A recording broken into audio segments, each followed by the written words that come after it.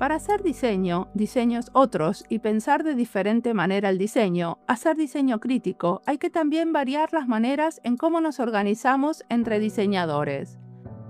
A mí personalmente me dan mucha curiosidad las cooperativas.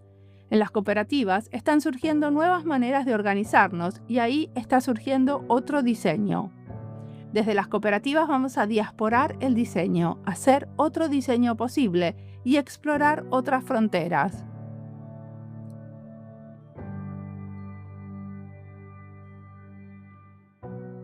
Leticia Fernández es una diseñadora que trabaja en la cooperativa Combo, una cooperativa de diseño estratégico. En esta entrevista nos cuenta cómo surge la cooperativa y cómo el crear una cooperativa los hizo aprender a trabajar de otras maneras. También hablamos de un manifiesto para el nuevo cooperativismo en Colombia y de cómo cambiarle la imagen a esta forma de trabajo. Mi nombre es Mariana Salgado, esto es Diseño y Diáspora.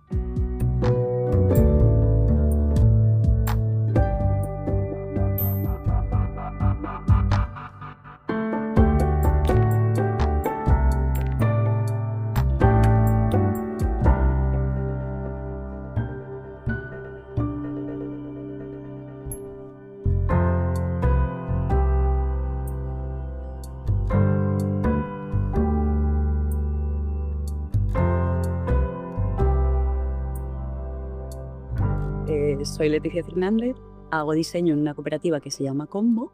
Pues nada, soy un humanito que en este momento vive en el norte de España, en una ciudad que se llama Oviedo, que es mi ciudad natal, y no sé muy íntima. ¿Y qué estudiaste? ¿Qué diseño Estudié estudiaste? diseño industrial y nunca ejercí de eso, realmente. ¿En dónde? ¿En qué En universidad? Barcelona, en una universidad que se llama Elisava. Bueno, me vas a contar un poco cómo fue esto que crearon una cooperativa entre diseñadores, ¿no? Sí, Eso me interesa especialmente. siempre que hablo de Combo, de la cooperativa, quiero como no hablar desde el pasado, pero a la vez siento que en el origen está parte del interés del asunto, ¿no? Nosotros éramos el equipo de diseño de una consultora internacional en Medellín. Y lo que ocurrió es que durante 2020 esa consultora cerró operaciones en Latinoamérica. Entonces cerraron sus oficinas en Bogotá, en Lima y en Medellín. En Medellín éramos un equipo de unas 15, 17 personas, algo así. Y 10 de esas personas decidimos, bueno, de hecho algunos de Bogotá y otros de Medellín, decidimos continuar trabajando juntos. Y la forma que encontramos para hacerlo fue montar una cooperativa. Creo que fue todo un poco pues llevado por la circunstancia, ¿no? Imagínate que de repente pierdes tu trabajo y aquí creo que cabe decir que era el trabajo soñado para muchos, al menos para mí lo era. Teníamos un empleador pello, ¿no? Nos trataban bien, teníamos buenas relaciones con los clientes, teníamos espacio para ser creativos. Entonces, de repente, en 2020 me despierto un día a esta realidad de te vas a quedar sin tu trabajo soñado. Y la verdad es que me costaba mucho aceptar la idea de cambiar de equipo, porque parte del trabajo soñado era precisamente trabajar con gente muy bonita también. Y me costaba también mucho la idea de pasar por procesos de selección, porque yo soy un poco hija de la crisis, ¿no? La crisis en España pegó muy fuerte, se la llama la crisis de 2008, pero realmente acá empezó un poquito más tarde y se prolongó bastante rato. ¿Y cómo fue que estabas en Medellín? La consultora internacional abría oficinas en Medellín en 2016 y me habían contratado para esa apertura. Entonces yo llevaba desde 2016 allá. O sea, mi migración tuvo que ver con ese trabajo. Buenísimo. Bueno, ¿y por qué una cooperativa, no? Porque podrían haber armado una empresa. Sí, ahí es el punto en el que te das cuenta de que si tu objetivo es seguir trabajando con tu equipo, realmente no tendría sentido que unos fuéramos dueños y otros no. No tendría sentido que unos fuéramos jefes y otros no. El modelo tradicional de empresa que yo tenía en la cabeza es eso, hay un propietario que emplea a personas. Entonces fue como, ¿qué podría encajar en esta realidad de que somos 10, de que somos 10 pares, ¿no? Y también ahí hay una parte como de justamente, o sea, a mí siempre me han interesado mucho las alternativas económicas, ¿no? O sea, creo que a través de la economía se define la realidad y no me encanta cómo está definida en este momento. Entonces siempre he leído como divulgación sobre alternativas económicas y justamente para cuando nos comunicaron el cierre de nuestra oficina, yo estaba releyendo la economía del bien común. Entonces estaba muy empeliculada con esta idea de hay que alinear más como las formas que tenemos de hacer negocios, las formas que tenemos de manejar el dinero con lo que somos como humanos, ¿no? Con nuestros valores. Entonces, el cooperativismo también como que encajaba en esa idea de hacer las cosas de una forma más humana. ¿Y ustedes heredaron los clientes de esta empresa? Es una muy buena pregunta y la respuesta es sí. O sea, no somos un caso de emprendimiento. O sea, que ya tenían trabajo cuando empezaron Claro, como cooperativa. esa es la cuestión, ¿no? O sea, como que muchas veces nosotros, precisamente, las cooperativas se guían por una serie de principios. Uno de los principios cooperativos para mí los más importantes es promover el cooperativismo. Y a mí me interesa mucho que se formen otras cooperativas. Y es verdad que cuando hablamos del caso de Combo siempre hago como esa puntualización. Nosotros lo tuvimos fácil porque dimos continuidad a un negocio que estaba funcionando. Entonces, efectivamente, heredamos clientes y también personas que nos conocían de antes, que por el motivo que fuese no habían trabajado con nosotros cuando formábamos parte de la compañía anterior, llamaron a nuestra puerta interesadas en trabajar con nosotras ahora. Entonces, sí, teníamos una plataforma sobre la que impulsarnos. Y después, el ser una cooperativa, ¿cómo influencia la práctica de diseño? Creo que el ser una cooperativa lo que hace es transformarnos como personas. De hecho, no sé si te ha pasado, ¿no? Pero a mí a veces cuando estoy leyendo sobre un nuevo método de diseño, sobre algo que alguien está investigando en la academia, siento que hay un gap entre lo que soy capaz de entender leyendo, ¿no? O estudiando y luego la realidad. Siempre hay un momento en el que digo, Dios mío, no sé dar este salto a la realidad, ¿no? Y con el cooperativismo nos pasó un poco parecido. Es como en el papel todo sonaba súper bien y se habla, por ejemplo, una cooperativa lo que hace es reinvertir lo que gana, ¿no? El dinero que sobra, en el bienestar de sus asociadas. Leíamos esta frase y era como, ¿qué significará eso? Eso al final no es como repartirse plata, o sea, ¿cómo es esto diferente? La cuestión es que cuando empiezas a gestionar la cooperativa, tú te vas transformando como tu forma de vivir, tu forma de manejar el dinero, tu forma de coordinarte con los demás. ¿Me das un ejemplo? ¿Qué sería? Sí, voy a tratar de ser más concreta, qué difícil, pero sí, como que uno, por ejemplo, o sea, claro, nosotras veníamos de ser un equipo bastante horizontal, pero finalmente, pues tú eres una persona asalariada, ¿no? Que recibe un salario mensualmente, que aunque participásemos en la venta de proyectos, en la generación de propuestas, realmente participábamos en todo y era una empresa muy transparente a nivel de números, etcétera, al final hay como una especie de colchón de alguien que se lleva el resto de la responsabilidad, ¿no? El emprender te coloca en una posición muy diferente, ¿no? Ya empiezas a ser tú la persona que genera su dinero. Si no generas el dinero, no cobras. Si no generas el trabajo, no trabajas. Si no tomas tú la decisión, no se toma. Y si no vendes, no vendes, ¿no? Entonces, eso creo que es transversal a cualquier tipo de emprendimiento. Lo que ocurre cuando emprendes de forma cooperativa es que tienes que coordinarte, pues en mi caso, ¿no? Como con otras 9 personitas que tienen distintos momentos de vida, distintas prioridades, distintas formas de entender, ¿no? Entonces, digamos que ese ejercicio del diseño que siempre es colectivo, y de hecho creo que para mí es lo bello y como te decía, pues simplemente este emprendimiento surge de que yo no quería desprenderme de un equipo, ¿no? Pues lo bello del diseño es como mezclar esas distintas perspectivas de las personas que son diseñadoras, de las personas que son usuarias, impactadas, etcétera. Pues eso mismo ocurre como en la gestión diaria de tu empresa, ¿no? Entonces, necesitas como mejorar esa coordinación, ¿no? Y necesitas entender tu bienestar como algo que se coordina de forma continuada con el bienestar de otras 9 personas.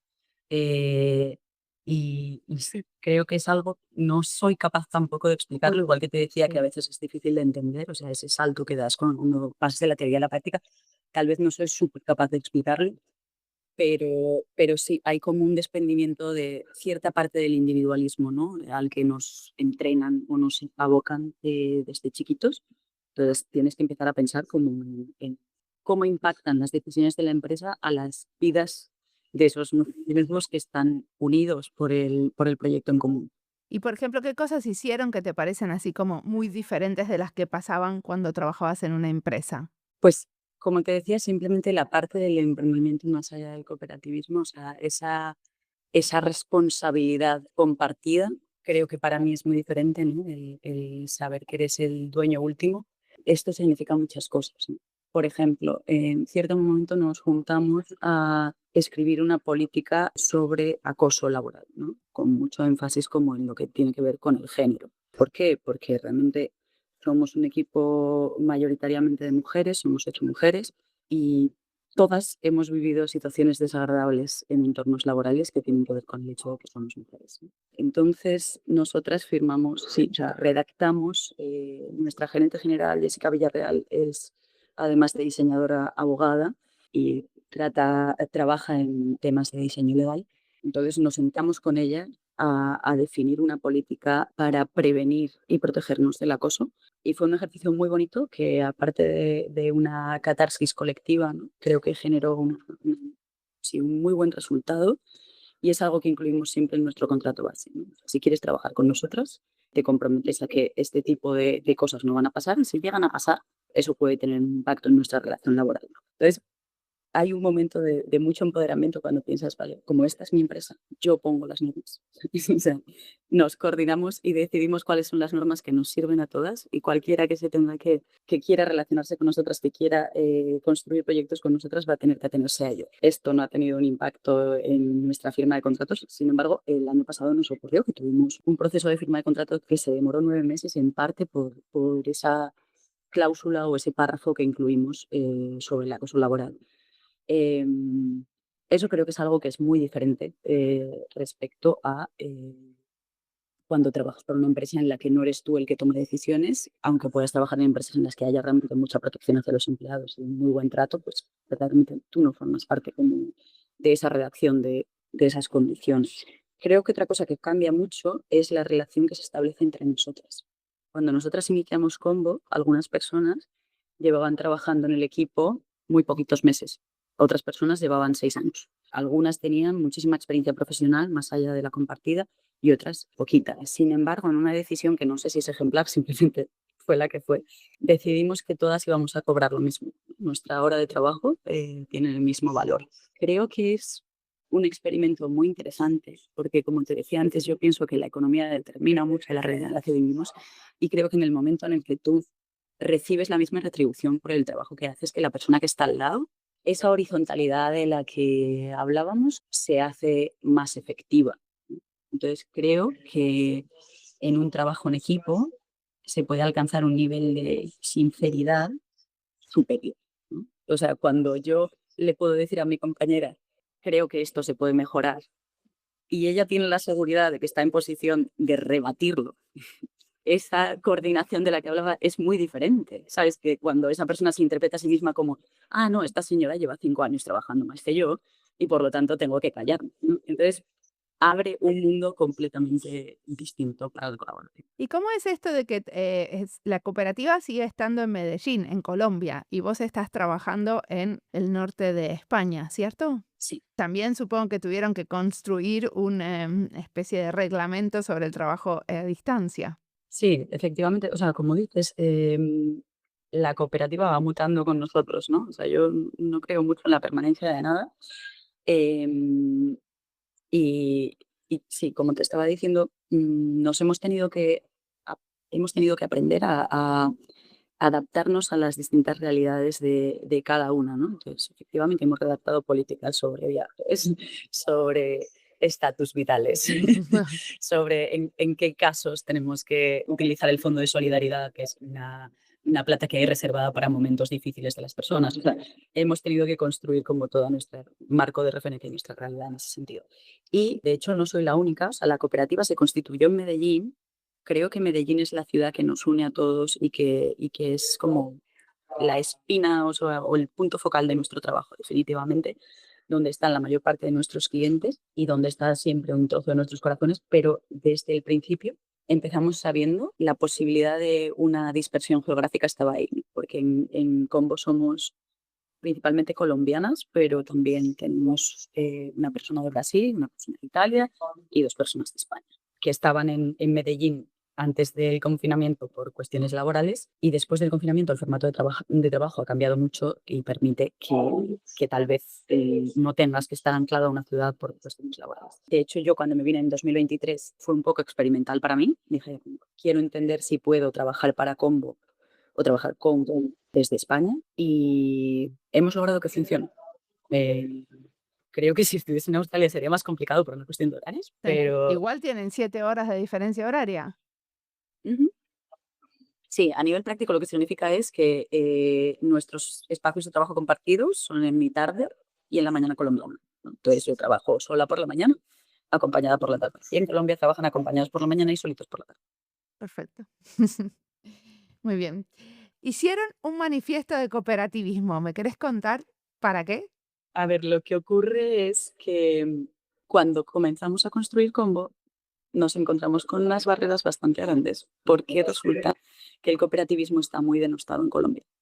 Tiene que ver como con distintas cuestiones, problemas como de fraudes en el pasado con ciertas cooperativas de ahorro y crédito.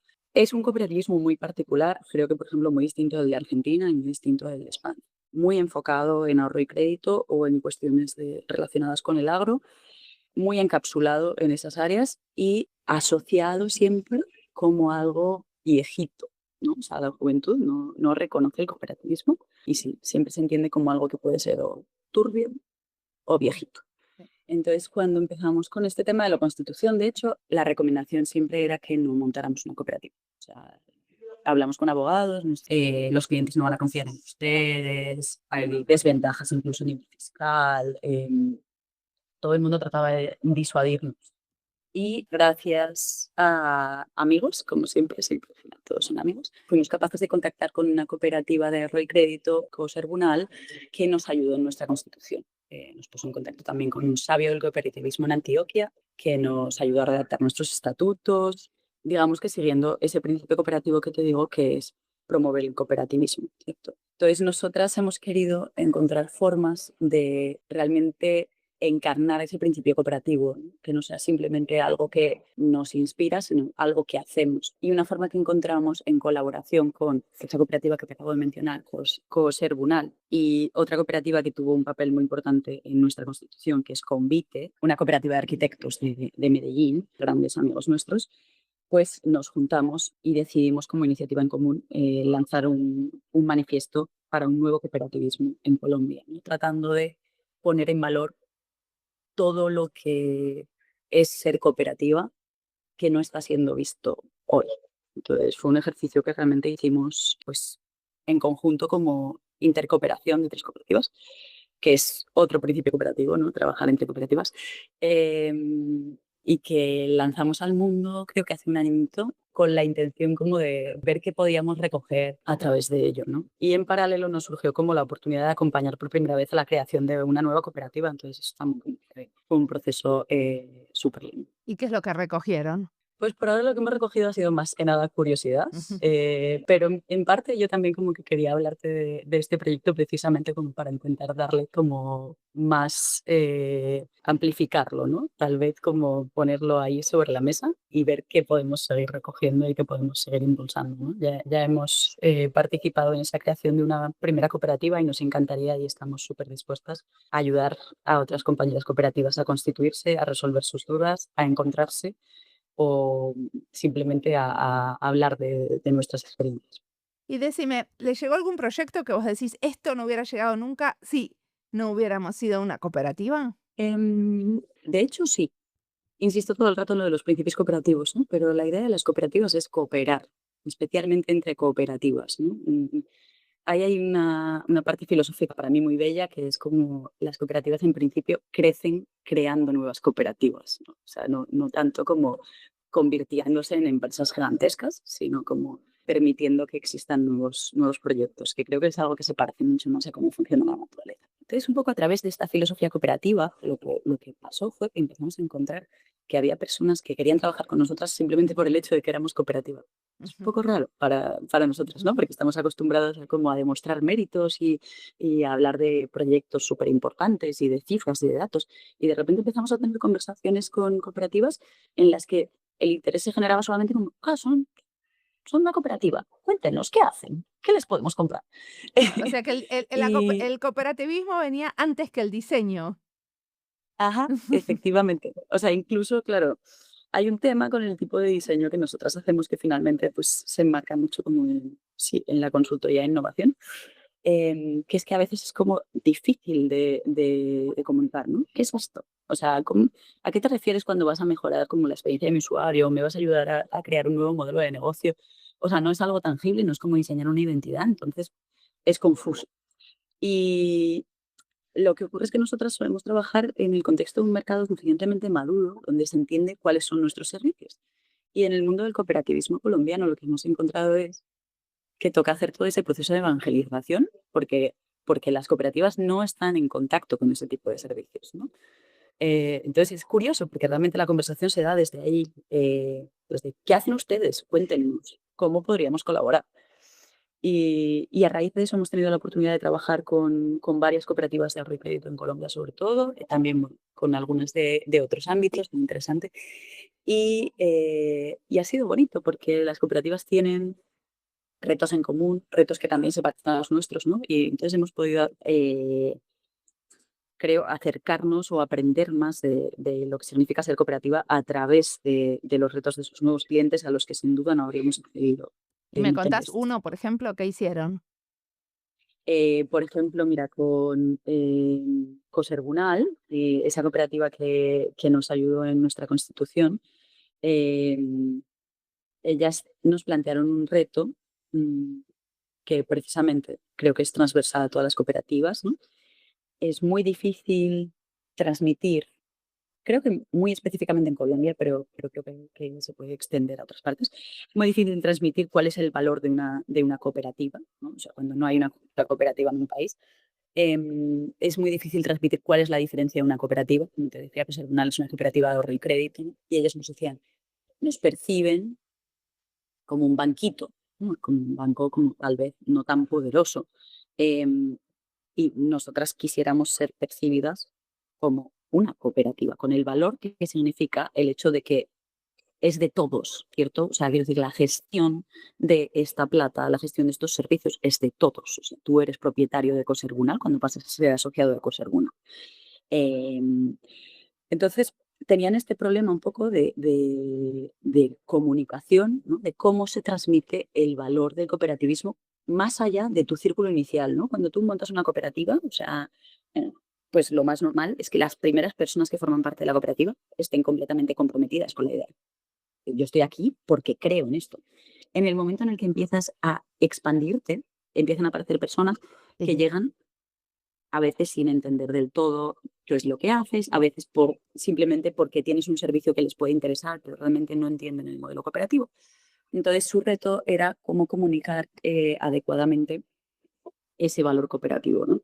Con ellas lo que hicimos fue un ejercicio de salir a entender cómo se percibía hoy Cosergunal, ¿no? O sea, hicimos investigación para el diseño, cómo percibe hoy Cosergunal el público general y las asociadas de Cosergunal, entendiendo asociadas súper comprometidas y asociadas distantes.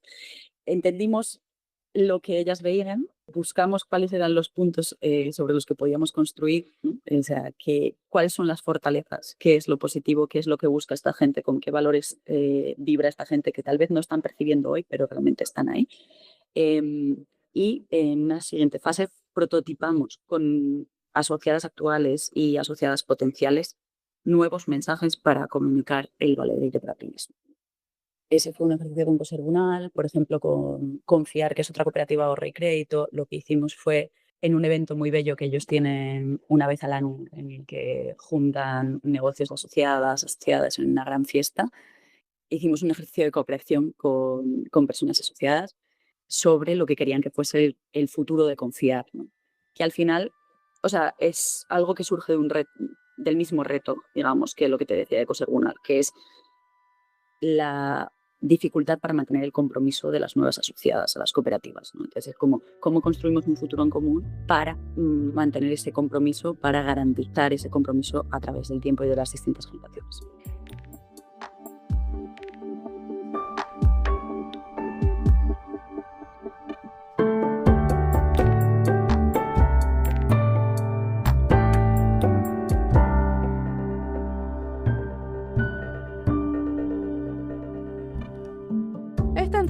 parte de las listas Colectivos y Cooperativas de Diseño, España y Diseño, Colombia y Diseño de Servicios. Las listas las encuentran en nuestra página web, en la sección de recomendados, en Spotify y en YouTube. Y si estás buscando algo y no lo encontrás, siempre te podés comunicar conmigo. Quiero ser consecuente con lo que pienso. Por eso, no solo creo que las cooperativas son una forma de organizarnos desde donde otro diseño es posible, sino que les doy voz a través del podcast. Ya tenemos 60 episodios dedicados a documentar el trabajo que sucede en cooperativas y colectivos de diseño. Al unirse en cooperativas, los diseñadores pueden compartir recursos como herramientas de diseño o espacios de trabajo y decidir juntos cómo repartir las ganancias, lo que les da control sobre sus proyectos y evita que las empresas se queden con la mayor parte del beneficio. Encima de todo esto, Leticia nos dice que ser parte de una cooperativa los transformó como personas. Sigamos escuchando a Leticia, de la que podemos aprender muchísimo más.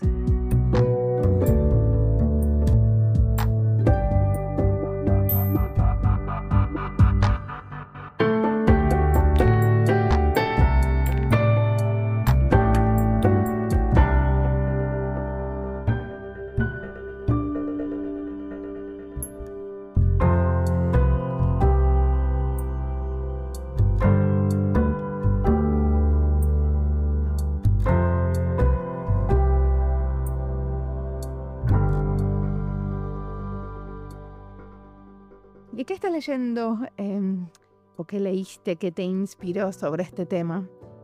En la intersección del diseño y el cooperativismo. Leyendo, mirando, escuchando. Bueno, de hecho, específicamente de la intersección del diseño y el cooperativismo, que fue algo como difícil de encontrar, ¿cierto? Yo, como te decía, leo bastante divulgación sobre economía y más allá del cooperativismo en general, me gustaban mucho como las ideas de la economía del donut, la economía del bien común, los comunes, ¿no? O sea, como un poco en la raíz esa filosófica, creo que estoy muy ahí y creo que he leído bastante al respecto. Sin embargo, cuando empecé a buscar sobre diseño y cooperativismo, creo que lo único que encontré, si no recuerdo mal, fue un episodio de diseño y diáspora con el Maizal, si no estoy mal. Sí. Que son unas amigas de Argentina, Sí. con las que a lo largo, pues finalmente hemos acabado trabajando en proyectos de intercooperación. ¿Que los conociste por el podcast? Efectivamente. Mira. Pero de hecho sí, o sea, como que siento que hay como un vacío en esa área, o yo no he sabido cómo rellenarlo más allá, repito, de ese episodio y de conversaciones con amigas que surgieron a través de ese contacto con el Maizal. Y es curioso porque siento que el diseño y en general todas las profesiones creativas son muy propicias para el cooperativismo, ¿cierto? Porque son profesiones que se basan en la pasión de las personas y por lo tanto dan lugar a muchas situaciones de explotación, ¿no? Entonces creo que el cooperativismo es una alternativa grande para esos sectores en los que se producen abusos laborales. También para los sectores que son un poco elitistas, ¿no? El diseño tiende a ser un poco elitista. Entonces, o sea, las personas que son capaces de hacer diseño son las que tienen, de vender diseño, son las que tienen contactos capaces de comprar diseño, ¿no? Y entonces eso significa que a veces quedan en manos de una élite. El cooperativismo también es una gran alternativa para cuando no formas parte de una élite, ¿no? Sumar fuerzas de muchas personas en lugar de ser muy poderoso uno, ¿no? Entonces creo que es súper interesante para todas las industrias creativas y sin embargo no he encontrado reflexiones accionables en esa intersección. Las vamos a crear. Y decime, sobre la economía del bien común, ¿qué nos recomiendas leer, escuchar, mirar? Pues precisamente yo creo que en castellano se traduce como la economía del bien común, un libro de Christian Felber. Es un libro súper cortito, súper fácil de leer, súper fácil de entender y con el que creo que todos vibramos. O sea, es fácil, o sea, empezar a leer y empezar a entender, oye, ¿cómo puede ser que nuestra economía lo que incentive sea la competición, el desconfiar del otro, etcétera, cuando nuestras mamás o quienes se hayan encargado de nuestras crianzas siempre nos han dicho, no, ayuda, comparte, o sea, como esa tensión, ¿no? Sí. ¿Y qué podríamos hacer para acercar la economía más a esos valores que son los nuestros, ¿no? Creo que es un manual súper cortito, súper cortito. perfecto. Y para el futuro, ¿cómo te imaginas que querés que se desarrolle la cooperativa? ¿Te imaginas teniendo más socios? ¿Te imaginas expandiendo geográficamente? ¿Te imaginas nuevas maneras de trabajar en conjunto? Lo que a mí me encantaría realmente sería que fuésemos cada día más cooperativa, ¿no? O sea, cuando sí, siento que soy un poco insistente, pero sí, o sea, ojalá pudiéramos colaborar más con cooperativas, hacer proyectos más grandes y más lindos cooperando, ¿no? Como por ejemplo, ¿cómo podemos hacer un proyecto conjunto? eh, el Maizal y Combo y Subte y, ¿sabes? Como todas nuestras amigas cooperativas, ¿cómo podemos trabajar proyectos en los que unamos capacidades distintas, ¿no? Pues, toda esta arte audiovisual, ¿no? Con toda esta parte del UX, con esta reflexión de lo que sea. O sea, me encantaría como realmente practicar el cooperativismo haciendo proyectos juntas. Me encantaría que creciéramos también haciendo proyectos para cooperativas, ¿no? O sea, como ayudar a que, bueno, de hecho es como uno de los puntos del manifiesto que comentábamos antes, ¿no? O sea, el último dice como queremos que Rappi sea una cooperativa, ¿no?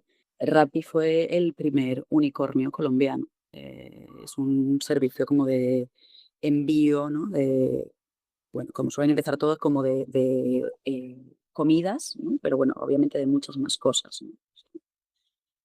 Un delivery. Entonces, realmente es como nos encantaría ayudar a que hubiese alternativas cooperativas que realmente eh, puedan triunfar, no sé si me encanta la palabra, pero sí, triunfar como a ese nivel, ¿sabes? O sea, ¿por qué no van a ser los servicios que todos damos por hecho? ¿Sabes? ¿Por qué Spotify no va a ser una cooperativa? ¿Sabes? Porque, o sea, como realmente cuando sí, o sea, cuando sería realmente bello, ¿no? O sea, que los artistas fuesen propietarios de su propio medio de reproducción, por ejemplo, por decir cualquier cosa. Sí. Entonces, creo que me encantaría que pudiésemos trabajar en proyectos que apunten ahí, ¿no? A que las cooperativas sean atractivas y sean exitosas y hasta se conviertan en el estándar. Buenísimo. ¿Qué le recomendarías a la Leticia que recién sale de la universidad y es joven y está buscando su próximo pasito? Me encantaría tener respuesta para eso. Seguramente lo que le recomendaría es o lo que le diría es que estamos todos igual de perdidos, ¿sabes? Que la cuestión es la búsqueda, ¿no? O sea, no sé si fuera demasiado como que voy de profunda, pero es verdad, ¿no? O sea, creo que la Leticia que salía de la universidad, creo que todavía hoy me pasa mucho, que a veces pienso como que voy a llegar a un estado de la vida en el que tenga las respuestas, ¿sabes? Y es Sí. como, no, o sea, no sabes, ¿sabes? O sea, el rollo es seguir buscándolas, no va a haber un momento mágico en el que de repente sepas exactamente qué decisión tomar, qué hacer, como, no pasa. Está buenísimo. Bueno, muchísimas gracias, Leti, por la entrevista. No, gracias a ti.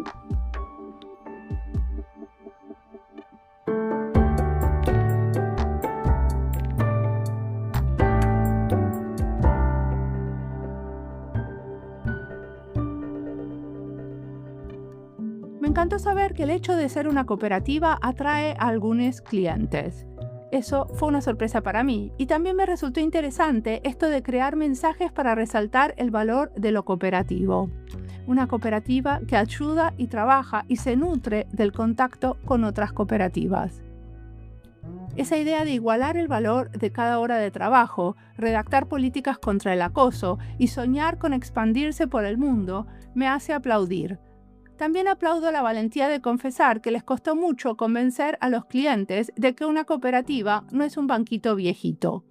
Leticia sueña con que Combo crezca como una máquina de cooperativas. Me fascinó su entusiasmo por unir fuerzas con otras cooperativas y cómo ven el cooperativismo una forma de escapar del elitismo del diseño y de la explotación. Seguiremos escuchando a diseñadoras trabajando en cooperativas para inspirarnos, para animarnos y para seguir siendo críticas con las prácticas de diseño más tradicionales. que no nos ayudan a transformarnos y transformar la sociedad hacia paisajes más justos y sostenibles.